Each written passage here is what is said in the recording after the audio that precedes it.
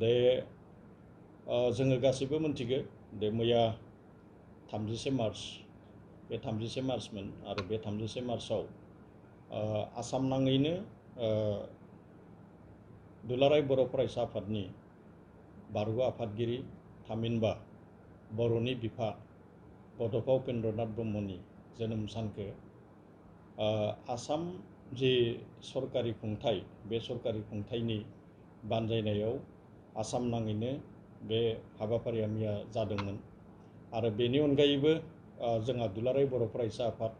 आरो गुबुन गुबुन गौथुमफोरा बड'फा उपेन्द्रनाथ ब्रह्मनि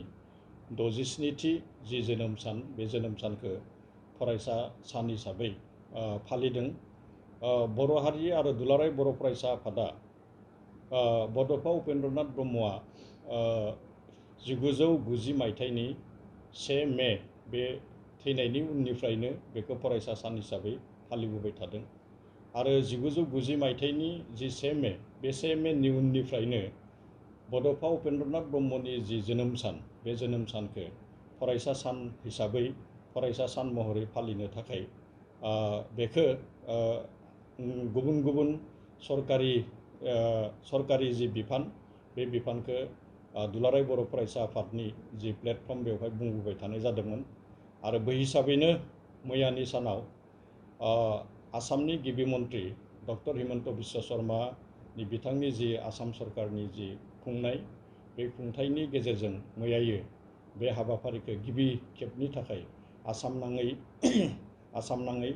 67थि बड'फा उपेन्द्रनाथ ब्रह्मनि जोनोम सानखौ फरायसा सान हिसाबै मैयायो फालिदों आरो बियो बर' माहारिजों लोगोसे दुलाराय बर' फरायसा आफादनि जि गोलाव मोनसे दाबि बे दाबिया मैया जाफुंसारदों आरो बे हिसाबै बेयो बर' माहारिनिनो मोनसे गेदेरथार जाफुंसारनाय। दा बे हिसाबै आं बिटिआर सरकारनि बुंथिगिरि हिसाबै बेवहाय आसाम सरकार आरो जोंनि बिटिआर सरकारनि गाहाय मावफुं सोद्रोमा लोगोसे आसामनि गिबि मन्त्रि डक्टर हिमन्त बिश्व शर्मा बिथांमोनखौ आङो साबायखर बावदों हामबाय होनदों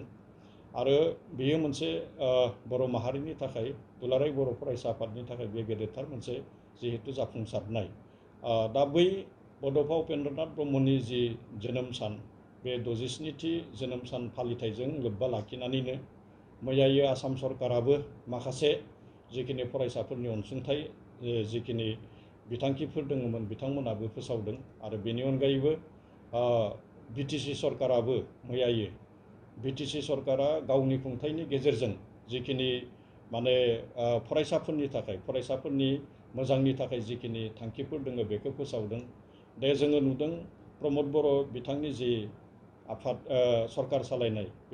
बिथाङा सरकाराव फैनायनि उनावनो बिटिआर सुपार 50 CM सुपार 50 मुंनि बिथांखि फोसावदोंमोन माने मेलेम गोनां फरायसाफोरनि थाखाय गोरों फरायसाफोरनि थाखाय। दा बे हिसाबै मैयायोबो बेवहाय मोनब्रै जि बिथांखि बे बिथांखिखौ आसामनि गिबि मन्त्रि डक्टर हिमन्त बिश्व शर्मानि गेजेरजों बिटिआर सरकारनि जि बिथांखि बेखौ फोरमायदों। दा बेवहाय जोङो नुनो मोन्दों नैबे आगोलाव जोङो CM सुपार 50 होननाय जि मोनसे बिथांखि बे बिथांखिया मैयानि सानाव बड'फानि मुङाव बेखौ उसुर्गा खालामदों आरो मैयानिफ्राय जि माने CM सुपार 50 जिखिनि प्रग्राममोन जिखिनि एजेन्डामोन बे एजेन्डाया मैयानिफ्राय बड'फा उपेन्द्रनाथ ब्रह्म सुपार 50 मुङै मैयानिफ्राय बेखौ मोनथिजादों आरो बै हिसाबै मोनसे नङा मोननै नङा मोनथाम नङा मोनब्रै बिथिङाव बिटिआर सरकारा बे बड'फा उपेन्द्रनाथ ब्रह्मनि मुङै सुपार 50 मुंनि जि बिथांखि बेखौ फोसावदों आरो बेनि गेजेरजों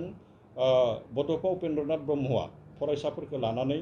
जि मोनसे मिजिंमोन बे मिजिंखौ निसय जोङो जाफुंसार होनो हागोन जाफुंसारखौ जोङो मोननो हागोन। बे बड'फा उपेन्द्रनाथ ब्रह्मआ बर' माहारिनि राव हारिमु बेनि जि राजखान्थियारि मोन्थाय बेनि जि सोलोंथायारि जौगानाय बेनि जि माने समाजारि जौगानाय बे गासै बिथिंखौ लानानै बिथाङा गोलाव सम आन्दलन खालामदोंमोन। गोलाव सम बिथाङा बर' माहारिनि थामोनथानि थाखाय बिथाङा गोलाव सम सोमावसारबोदोंमोन आरो बेनि गेजेराव बिथांनि जि मोनसे थांखि बे थांखिया सानफ्रोमबो फरायसाफोरखौ लानानैनो बिथाङा खामानिखौ मावबोदोंमोन। जेब्ला बिथाङा 1987 मायथाइयाव दुलाराय बर' फरायसा आफादनि बिबान मोनखांनायनि उनावनो सोमावसारनायखौ जागायदोंमोन। बै समाव बिथाङा माखासे मानि दाबिनि मोनसे फारिलाइ होदोंमोन आरो बे फारिलाइयाव फरायसाफोरखौ थांखिनानै बिथांनि जिखिनि एजेन्डा, बे एजेन्डायाव बुंदोंमोन दे फरायसालियाव मिड डे मिल होनायनि बाथ्रा बिथाङा बुंदोंमोन। फरायसालियाव फरायसाफोरनो बेसेन नाङै गाननाय जोमनाय होनायनि बाथ्रा बुंदोंमोन। फरायसालिनि फरायसाफोरनो बेसेन नाङै फरा बिजाब होनायनि बाथ्रा बिथाङा बै समावनो दाबि दैखांबोदोंमोन। आरो दिनैनि समाव बड'फा उपेन्द्रनाथ ब्रह्मनि जिखिनि दाबिफोर, बे दाबिफोरखौ जाफुंसारनाय मोनसे महराव जोङो मोननो हादों। थारैनो बियो जोंनि बर' माहारिजों लोगोसे दुलाराय बर' फरायसा आफादनि मोनसे गेदेरथार मोनसे बियो एचिभमेन्ट, ग्रेटार मोनसे एचिभमेन्ट होननानै जोङो बेखौ बुंनो हायो। दा